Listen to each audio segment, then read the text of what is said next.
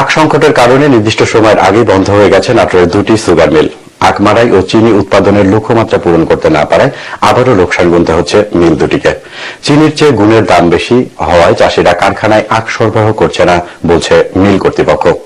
নাটোর প্রতিনিধি মাহবুব হোসেনের তথ্য ও ছবি নিয়ে ডেস্ক রিপোর্ট। উত্তরাঞ্চলের ভারী শিল্পগুলোর মধ্যে অন্যতম নর্থ বেঙ্গল ও নাটোর সুগার মিলস। গেল 28 অক্টোবর থেকে এই মৌসুমের আখ মাড়াই কার্যক্রম শুরু ওই দুই মিলে।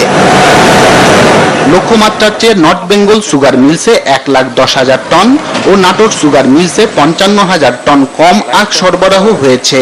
চিনিও উৎপাদন হয়েছে লক্ষ্যমাত্রার অর্ধেক। আখের অভাবে মৌসুম শেষ হওয়ার বেশ আগেই বন্ধ করতে হয়েছে মিল দুটি। মিলে আখ সরবরাহ না করায় জমিতে আখ দণ্ডমান রেখেই মিল বন্ধ করতে বাধ্য হয়েছে। এই সংকটের জন্য চাষিদের দুষছে মিল কর্তৃপক্ষ। তারা বলছে, মাঠে পর্যাপ্ত আখ থাকার পরও চিনির চেয়ে গুড়ের দাম বেশি হওয়ায় চাষিরা কারখানায় আখ সরবরাহ করছে না।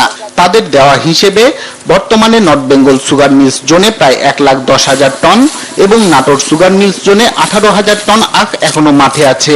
গুড়ের দাম বেশি হওয়াতে চাষি ভাইরা আমাদেরকে সেই আখ সরবরাহ না করে মাড়াই পেলে আখ বিক্রি করেছে। এই আখ পেলে আমরা আরো হয়তো লক্ষ্যমাত্রা কাছাকাছি আখ মাড়াই করতে সক্ষম হতাম।